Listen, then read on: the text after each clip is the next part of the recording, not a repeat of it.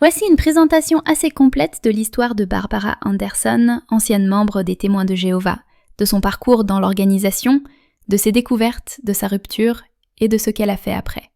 Née en 1940 sur Long Island, État de New York, dans une famille catholique polonaise, Barbara avait 14 ans, une adolescente comme les autres. Elle allait à l'école, aimait dessiner, écouter de la musique et passer du temps avec ses amis. Mais au fond d'elle, elle se posait beaucoup de questions. Pourquoi suis-je là? Que se passe-t-il après la mort? Est-ce que Dieu écoute vraiment mes prières? Un jour, 2 femmes sont venues frapper à la porte de sa maison. Elles souriaient et tenaient des brochures colorées. Elles ont demandé à sa mère si elle pouvait partager un message tiré de la Bible. Sa mère n'était pas intéressée, mais Barbara, curieuse, s'est approchée.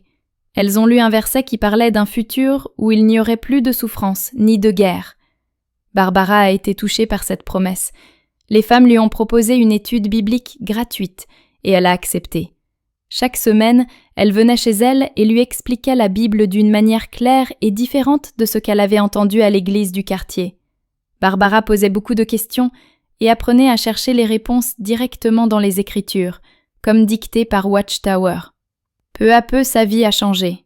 Elle a commencé à prier plus souvent, à lire la Bible chaque jour et à participer aux réunions du royaume. Là, elle a découvert une communauté accueillante où des familles entières la traitaient comme une sœur. Au début, ses amis à l'école se moquaient d'elle. « Tu ne fêtes plus ton anniversaire? Tu ne viens plus à la fête de fin d'année ?» C'était difficile, mais Barbara se rappelait toujours des versets qu'elle avait appris et de l'espérance d'un monde meilleur. Elle avait l'impression d'avoir trouvé un sens à sa vie. Elle était heureuse de faire du porte-à-porte, même quand elle était méprisée et insultée. Il lui disait qu'elle devait souffrir pour Jéhovah en tant que vraie chrétienne. Plus les insultes, plus elle pensait être sur la bonne voie pour Jéhovah. À 14 ans, Barbara avait fait un choix que beaucoup trouvaient étrange pour son âge. Mais pour elle, c'était une conviction. Elle voulait suivre Jéhovah. Elle est devenue témoin de Jéhovah à l'adolescence après une étude biblique.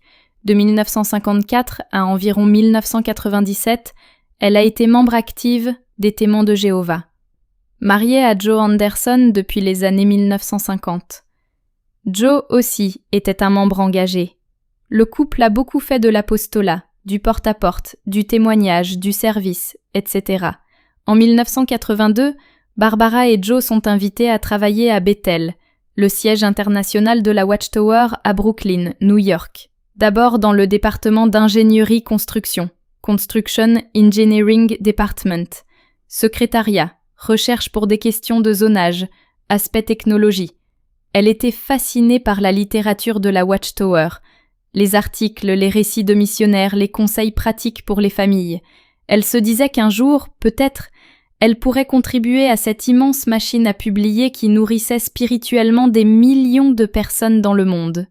Peu après son mariage avec son mari, un ancien d'une congrégation, une opportunité inattendue s'ouvrit devant elle. Une place de rédactrice stagiaire au siège de la Watchtower. On l'avait remarqué pour son style clair et sa capacité à expliquer des concepts bibliques avec simplicité. Pour Barbara, c'était l'accomplissement d'un rêve, le début d'une nouvelle vie. Les premiers jours furent comme un conte de fées. Elle travaillait dans un environnement rigoureux mais inspirant, des bibliothèques pleines à craquer, des réunions d'équipe où les textes étaient discutés mot à mot, une ambiance où tout semblait orienté vers la gloire de Dieu. Elle se sentait privilégiée, élue, presque indispensable. En travaillant dans le siège, elle a eu accès à des documents internes que le public et beaucoup de membres n'avaient pas vus. Elle a constaté que certains faits historiques ou polémiques étaient omis ou présentés de façon à préserver l'image de l'organisation. Elle a entendu parler dès 1984 de cas d'abus sexuels d'enfants dans les congrégations, et au fil du temps, elle a étudié les politiques internes de la Watchtower concernant ces abus. Elle a noté une politique de confidentialité stricte, des règles comme celle des 2 témoins pour qu'une accusation soit prise en compte, et le fait que souvent les anciennes instances ne rapportaient pas ou ne traitaient pas publiquement les abus. Au fil des mois, Barbara remarqua des détails troublants. Ces textes étaient parfois modifiés sans explication, des passages supprimés parce qu'ils ne convenaient pas. On lui demandait d'insister davantage sur l'obéissance à l'organisation que sur la Bible elle-même. Elle sentit que son travail ne consistait pas à rechercher la vérité, mais à mettre en valeur une ligne idéologique précise. Barbara vit des travailleurs en souffrance, de mauvaises transactions immobilières par les responsables organisationnels, acheter des propriétés à bas prix et les vendre à un prix exorbitant sous certains prétextes. Pourtant, personne ne semblait se soucier de ces questions. Elle a également découvert les plus grandes affaires. Watchtower possède tant de bâtiments à Brooklyn, cachés sous des sociétés immobilières pour les acheter et les revendre afin qu'ils puissent échapper aux impôts. C'était une bombe. Elle vit aussi des collègues fatigués, stressés, parfois découragés. Beaucoup semblaient usés par le rythme et la pression. Certains lui confièrent à voix basse leurs doutes ou leurs frustrations, la rigidité des directives, l'absence de liberté créative, et surtout l'idée que toute remise en question était dangereuse. Elle s'est rendue compte que malgré certaines publications, Awake, etc., traitant des abus, les changements de politique restaient insuffisants selon elle, ou étaient formulés de façon à limiter les conséquences. Dans le site des Témoins de Jéhovah, la pédophilie est contraire aux valeurs morales des Témoins de Jéhovah. Ils pensent que cette pratique relève de ce que la Bible appelle la porneia en grec, c'est-à-dire une relation sexuelle hors du cadre du mariage. Ils considèrent cette pratique comme un péché grave, susceptible de tomber sous le coup d'une excommunication de celui qui s'y adonne. Dans ses publications, le mouvement religieux explique que la pédophilie constitue un vieux fléau qui a pris aujourd'hui d'énormes proportions dont les effets peuvent être dévastateurs, et précise qu'on ne peut excuser la mauvaise conduite des personnes qui abusent sexuellement des enfants. Elle déplore aussi le silence auquel les victimes sont souvent contraintes par leurs bourreaux et recommande aux parents d'éduquer leurs enfants dans ce domaine dans le but de prévenir les agressions. Il est préconisé notamment de leur apprendre à repousser les marques d'affection qui sont déplacées ou qui les mettent mal à l'aise, et à encourager l'enfant à montrer ce qu'il ferait, cela en le mettant mentalement sous forme de jeu dans la situation.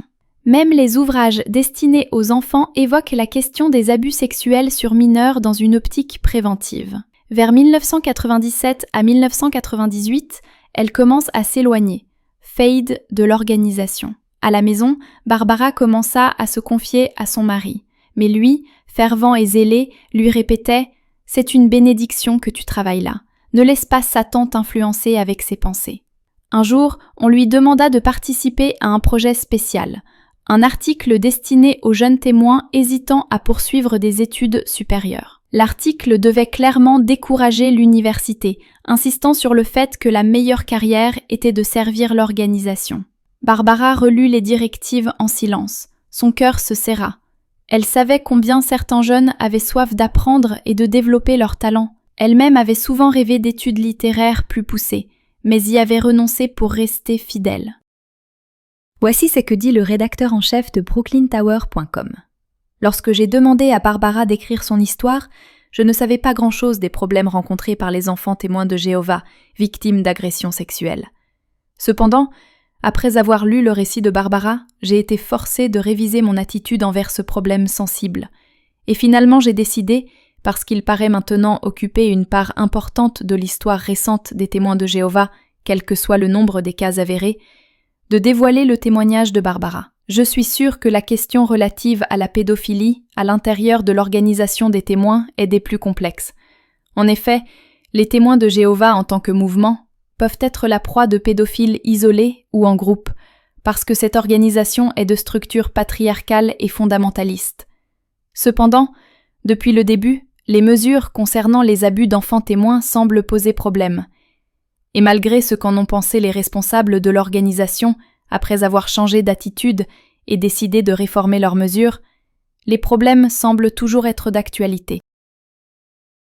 Barbara avait toujours cru que travailler au siège des Témoins de Jéhovah au Watchtower de Brooklyn était un privilège sacré. Les longs couloirs, le bourdonnement constant des machines à écrire et le va-et-vient des pas sur les sols cirés lui semblaient être le battement de cœur de l'organisation terrestre de Jéhovah. Elle était jeune talentueuse et très appliquée dans son travail. Mais avec les mois qui devenaient des années, ses oreilles devinrent son plus lourd fardeau. Le bureau de Barbara se trouvait près d'un des locaux administratifs, un endroit où les portes restaient entr'ouvertes le soir, lorsque la plupart des volontaires étaient déjà couchés. Elle travaillait souvent tard, classant des documents avec soin et relisant des articles qui allaient bientôt être diffusés dans le monde entier. C'est dans ces heures silencieuses qu'elle commença à surprendre des conversations, d'abord des bribes, puis des discussions entières. Des responsables parlaient à voix basse de collègues tombés en disgrâce, non pas pour des erreurs doctrinales, mais parce qu'ils posaient trop de questions. « Fais-le taire », murmura une voix, « ou envoie-le dans une autre succursale où il ne causera pas de problème. » Barbara resta figée à son bureau, les mots résonnant dans son esprit. Notre soir, elle surprit quelque chose d'encore plus sombre. Deux hommes qu'elle savait appartenir au service financier riaient en évoquant des fonds réorientés de l'œuvre missionnaire vers le confort personnel de certains dirigeants. « Personne ne posera de questions, » dit l'un d'eux, « ils nous font trop confiance. » L'estomac de Barbara se serra. Plus elle écoutait, plus le voile se levait. Elle entendait parler de victimes dont les plaintes étaient ignorées, de fautes morales étouffées et de rappels entre supérieurs que les apparences doivent toujours être maintenues. Au début, elle se persuada qu'elle devait se tromper, que tout cela n'était que malentendu, mais lorsqu'elle tenta discrètement d'évoquer ses inquiétudes à une collègue de confiance, la réaction fut immédiate et glaciale. « Barbara », lui chuchota son amie, les yeux fuyants, « ne répète jamais ce genre de choses. Tu ne feras que ruiner ta vie ici. Contente-toi de ton travail, oublie ce que tu as entendu. » Barbara ne pouvait pas oublier. Chaque conversation rongeait un peu plus sa conscience. Elle remarqua bientôt que les autres gardaient la tête baissée, que le silence était une stratégie de survie. Elle comprit que la loyauté qu'on exigeait n'était pas envers la vérité de Dieu, mais envers les hommes au sommet. Ses nuits devinrent sans sommeil. Ce qui avait été son rêve devint une prison de secrets. Chaque matin, lorsqu'elle enfilait ses vêtements soignés et passait devant la façade imposante du Watchtower, elle se demandait combien d'autres avaient entendu les mêmes choses et combien avaient choisi, délibérément, de détourner le regard. Pour Barbara, la vérité la plus dure n'était pas la corruption elle-même, mais de réaliser que l'organisation qu'elle avait aimée et en laquelle elle avait eu confiance reposait, en partie du moins, sur le silence de ceux qui avaient trop peur de parler. Et elle devait décider, rester silencieuse ou trouver sa voie, quel qu'en soit le prix. Vers 1997 à 1998, elle commence à s'éloigner, fade, de l'organisation. Elle quitte officiellement les Témoins de Jéhovah autour de 1998. Elle savait que la doctrine de l'organisation, notamment sur le refus de créer mauvaise publicité envers la société, la règle du silence, etc., entraînerait qu'elle soit rejetée, shunned, de ses amis, famille. Après sa prise de parole publique, elle a été excommuniée, disfellowshipped. C'est une rupture officielle avec l'organisation, avec perte des liens religieux sociaux avec les témoins encore fidèles. Son mari Joe a également été excommunié pour plusieurs raisons. Le fait de la soutenir, défendre ses positions, exprimer publiquement des critiques concernant la politique de l'organisation, etc. Elle a perdu des relations familiales, notamment de son fils, etc. Après sa sortie, Barbara s'est engagée comme critique lanceuse d'alerte concernant la politique des témoins de Jéhovah vis-à-vis des abus sexuels d'enfants. Elle a aidé des avocats dans des affaires impliquant des abus sexuels commis par des témoins de Jéhovah. Elle a rendu public des documents, articles, recherches. Elle est propriétaire ou administratrice du site Watchtower Documents, qui archive des documents internes, des instructions, politiques, décisions, etc. Elle a publié un commentaire, un CD, Secrets of Pedophilia in an American Religion, Jehovah's Witnesses in Crisis, contenant des transcriptions, des documents de procès, etc., pour exposer les politiques internes, les dossiers judiciaires, etc. Qu'est devenue Barbara Anderson aujourd'hui? Vérifiez cela et bien d'autres histoires intéressantes dans notre prochaine vidéo. Dites-nous dans la section des commentaires si vous avez une expérience similaire à celle de Barbara ou si vous connaissez quelqu'un avec une expérience similaire ou pire. Merci d'avoir regardé et s'il vous plaît, n'oubliez pas de liker la vidéo et vous abonner sur notre chaîne YouTube. Que Dieu vous bénisse.